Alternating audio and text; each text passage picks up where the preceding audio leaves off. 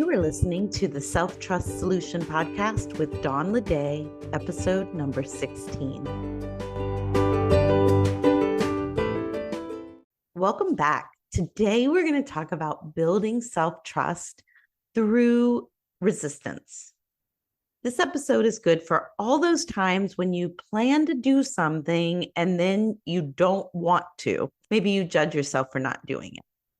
We're going to talk about why we think it will feel better not to do the thing that we planned to do, how it actually feels, the simple email that I resisted and what I learned, and an easy game you can play when you don't want to do something you planned on doing. Want to know where you land on the self-trust scale? Visit me at theselftrustcoach.com and take the free self-trust quiz. Now let's dive in. Resistance comes up for me quite often, and that often comes from thoughts like, I don't want to, it doesn't matter, no one cares, it's not going to make a difference. One way to know why you're feeling resistance is just to ask yourself, why? Why am I resisting? So the reason why we think it will feel better not to do it, even though we had decided to do it, is because there's this immediate, instant relief. If we feel resistance and we decide, okay, I'm going to give in and not do the thing, there's this sort of instant relief, right? This short-term satisfaction, the comfort of not doing something different or new. Your brain is like, phew, that was a close one. We almost did something different. And our brains don't always love to do new and different things, that it doesn't necessarily know what the outcome is going to be. How it actually feels to not do something that we had previously decided we want to do is often guilt or self-critical. It's like judgment or justification sometimes that feels inauthentic when we go into, maybe you've experienced this like line of explaining a way of justifying why you had it planned and then didn't do it. Well, this thing came up or something else happened that you've decided is more important. Could be true. And it could just be an excuse. And you'll know the difference because when you're justifying, it feels inauthentic. It feels like you're trying to explain yourself. And that can lead to more judgment or even imposter syndrome. I recently felt this about an email that I wanted to send. I decided that that was the best decision. I knew my reasons why I wanted to send it, and I liked my reason. And then the time came where it was on my schedule to write the email, and I totally resisted it. I kept telling myself, I just don't want to.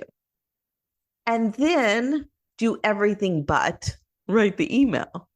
I mean, I was doing things that I normally would never do during the week, like laundry and going for an extra walk with the dogs and spending more time working on other things or not writing the email. So what I did, and here's an easy game that you can play when you don't want to do something you planned on doing, is I ask myself to come up with two truths and a lie.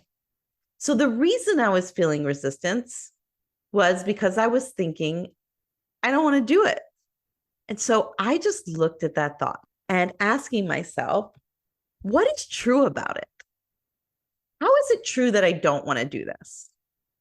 It's not really that fun to write this email, but then I can answer that with, you know what? I actually do enjoy this person that I'm going to email it to. And so if I focus on them and the message I am sending, it's actually not true that I don't enjoy writing emails. There's lots of emails that I write that I do enjoy. Okay, what else is true about I don't want to? It's true that I'd rather be doing something else.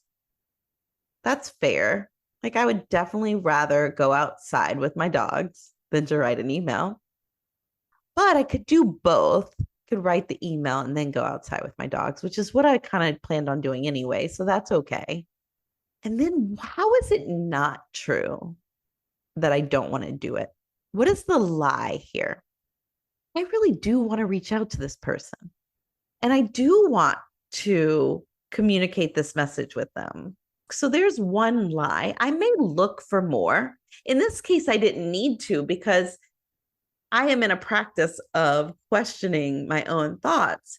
And for each truth, I actually was able to even find a lie within that truth. And then that one lie that I actually did want to do it because of those reasons, it was enough for me to know that I actually do want to do this. It creates curiosity.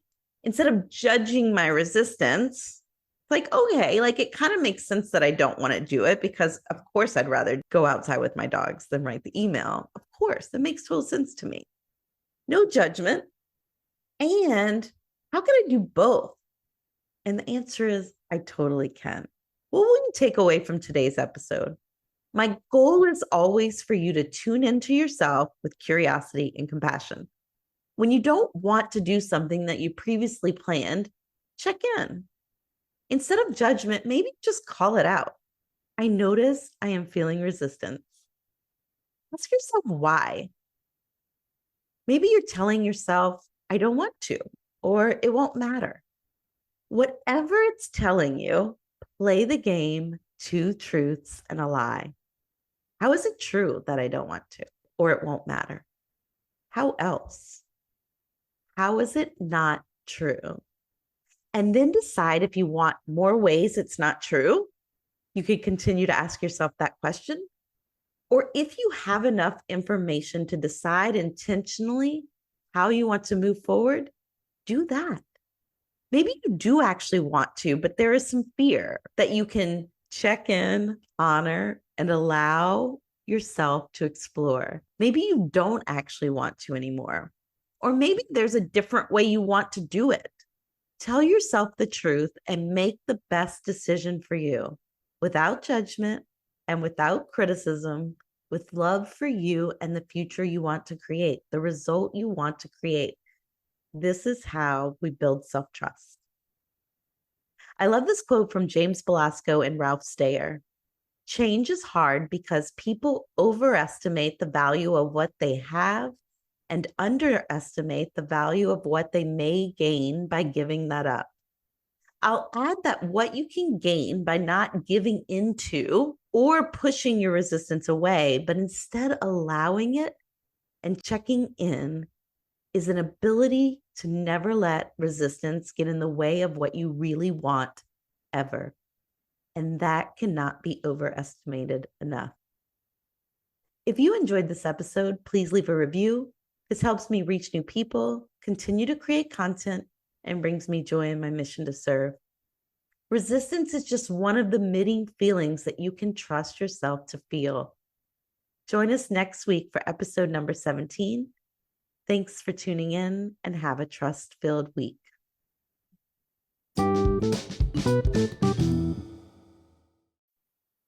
And if you're ready to unlock your self-trust fueled success, join me at theselftrustcoach.com to take the free self-trust quiz. The self-trust quiz will help you identify the areas that may be holding you back and pinpoint where in the achievement process you can use a little extra TLC. Take the free self-trust quiz at theselftrustcoach.com. See you inside.